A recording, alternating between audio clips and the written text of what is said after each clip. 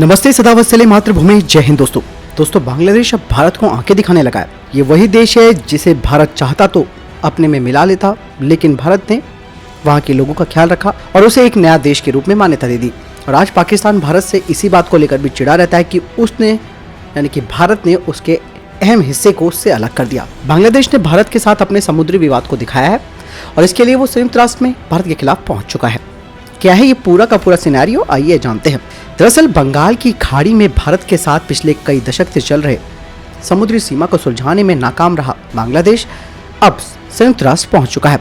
बांग्लादेश की सरकार ने संयुक्त राष्ट्र से अपील की है कि वो भारत के साथ विवाद को सुलझाने का काम करे। बताया जा रहा है कि संयुक्त राष्ट्र में बांग्लादेश के स्थायी मिशन ने भारत के खिलाफ संयुक्त राष्ट्र महासचिव के समक्ष 2 अपील दाखिल की हैं। बांग्लादेश ने बंगाल की खाड़ी में भारत के सीधे आधार रेखा के दावे का विरोध किया है और इस खबर की पुष्टि की है तुर्की की न्यूज एजेंसी अनाडोलू ने।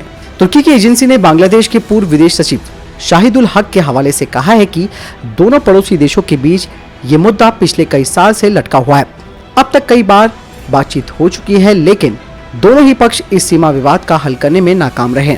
साथ ही उन्होंने आगे बताया कि अब दोनों ही पक्ष संयुक्त राष्ट्र गए हैं और हम ये उम्मीद करते हैं कि दुनिया का सबसे बड़ा प्लेटफॉर्म एक स्थायी हल मुहैया कराएगा। हालांकि उन्होंने कहा कि बांग्लादेश के संयुक्त राष्ट्र के समक्ष अपनी याचिका को दाखिल करके अपनी भूमिका को पूरा कर लिया है और अब यूएन में मध्यस्थता की जाएगी। इससे पहले भारत सरकार ने अप्रैल में संयुक्त राष्ट्र में एक लेटर भेजा था जिसमें कि बांग्लादेश के आधार रेखा का भारत ने विरोध किया था। बांग्लादेश का कहना है कि बंगाल की खाड़ी बांग्लादेश के लिए एक अद्भुत संसाधन है और उसके कानूनी समुद्री क्षेत्र पर पूरा प्रभुत्व देश की संप्रभुता से जुड़ा है। उन्होंने भारत से अपील भी की है कि विवाद के समाधान में संयुक्त राष्ट्र के समुद्री कानून के नियमों का पालन किया जाए। उन्होंने कहा कि भारत और बांग्लादेश दोनों ही मित्र देश हैं और संयुक्त राष्ट्र के किसी भी फैसले का स्वागत भारत को भी करना होगा और बांग्लादेश को भी।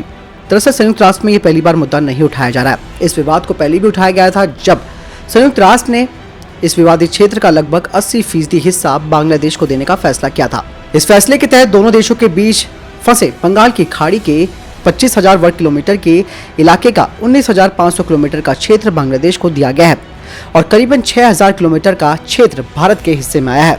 यही नहीं, अंतर्राष्ट्रीय अदालत ने बांग्लादेश और भारत के बीच बंगाल की खाड़ी में समुद्री सीमा रेखा भी खींच दी और बांग्लादेश को 7,516 वर्ग मील का समुद्री इलाका दे दिया गया। बांग्लादेश अब इस खाड़ी से तेल की खोज कर सकता है। हालांकि भारत ने काफी इसका स्वागत भी किया, लेकिन फिर से इसका मुद्दा बनाकर बांग्लादेश संयुक्त राष्ट्र में पहुंच चुका है और वो चाहता है कि इसका 80% नहीं बल्कि पूरा 100% उन्हें दिया जाए।